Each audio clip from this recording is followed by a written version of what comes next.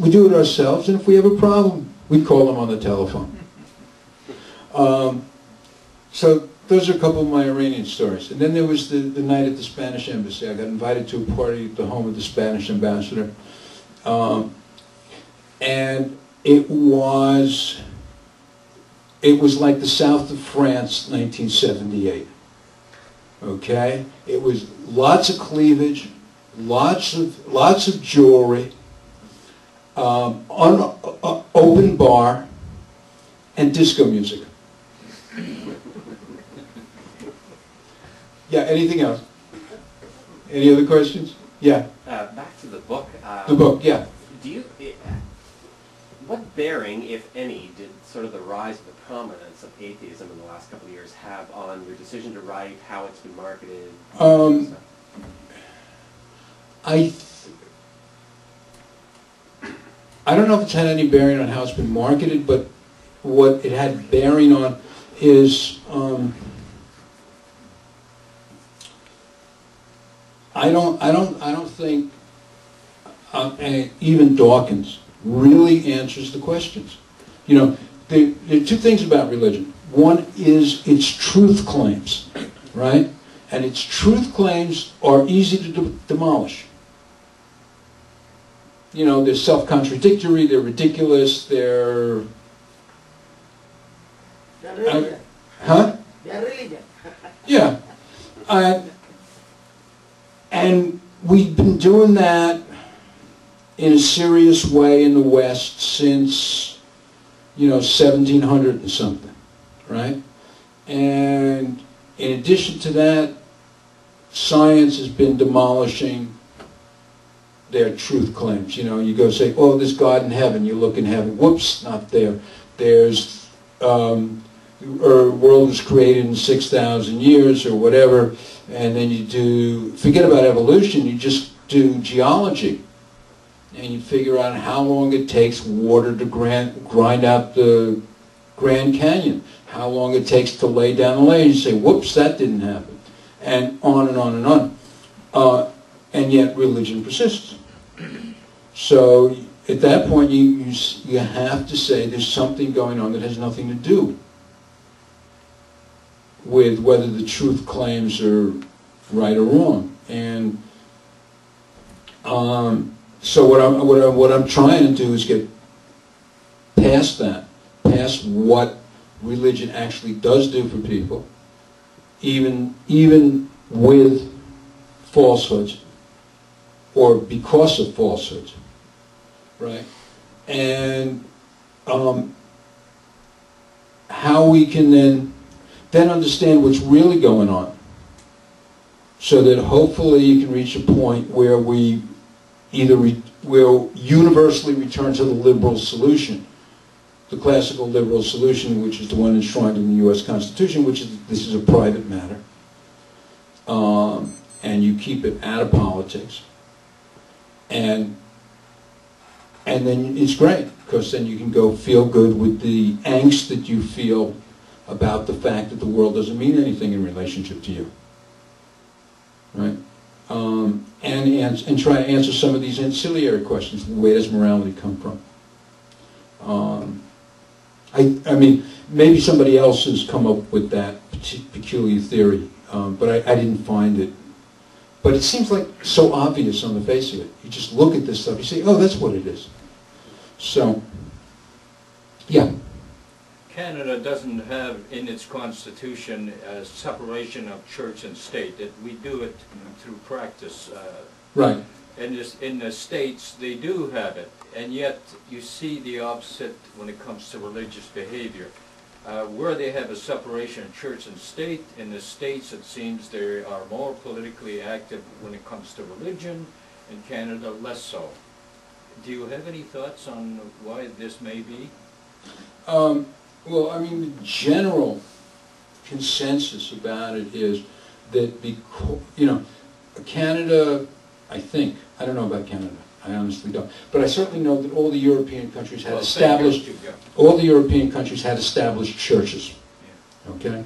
The United States did not have established churches. So we had free enterprise religion. And So people went around kind of making up their own, and it was competitive, you know. And if you got something that brought the congregation in and got them to tithe and pass the hat, hey, that was great.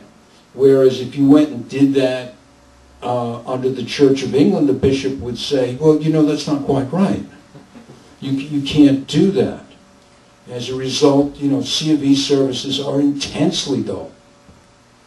I was at Wadham College at Oxford, where they actually do have C of E services, and our college had a vicar because it came with the endowment, and we had a choir, and they were very good, and they sang all these wonderful C of E hymns, and all I could think was, this is unbearably dull.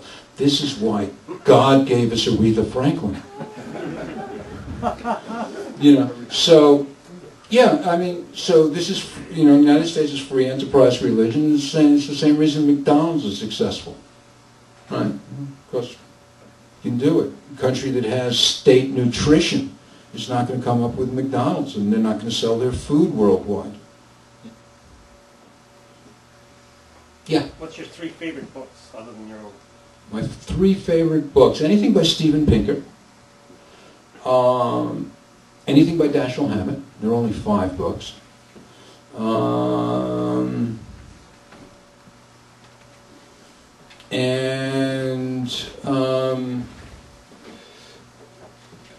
Lila, An Inquiry into Morals by Robert Pirsig, the guy who wrote Zen and the Art of Motorcycle Maintenance. He writes the finest, clearest prose I've ever read. And if you want a lesson in clear prose writing, I recommend Pirsig. He's amazing. Do you find you write better at a certain time of day? No. I hadn't, no, I write better when I figured out what I'm supposed to be writing about. Do you write on paper mostly? No, write on the computer, and then sometimes write on paper.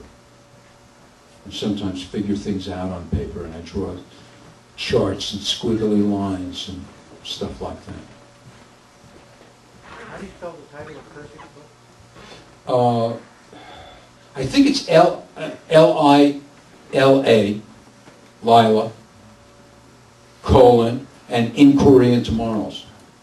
I won't swear to that, but I think that's what it is. How has the religious element in your novel been received by the reviewers? Mixed. Some people love it. A couple of people, one religious critic didn't like it. And a couple of people claim they didn't like the book, but it sounded like they were offended by the religion in it. But, as I said, a lot of religious people have liked it a lot. And I got a great review in Episcopal Life. And I got a great review in Penthouse. So. And even though they promised, Hustler has not reviewed it yet. My guess would be that it's not the conservative Christians that are saying they like it. No. And it's not. I'm really trying hard to be condemned from someone's pulpit. I so want that to happen. And so, if you know somebody who is likely to be offended by it, I'll be happy to send them a reviewer's copy in your name, or in mine, whichever is more likely to get them offended. Yes. Anything else? Yeah. How did you get started as a novelist? Oh, okay. It was 2 things. One is I had a job when I was about 35. It was the first time in my life I had a job. And by that I mean I was employed by somebody else, so that when they fired me, or actually, I was working for a political consultant, and that's a seasonal business like grape picking. So when the political season was over, he said, "Larry, you got to go now," but I got unemployment insurance. Okay, so I decided to do that, and then are you interested in being around? Yeah, possibly. Okay, so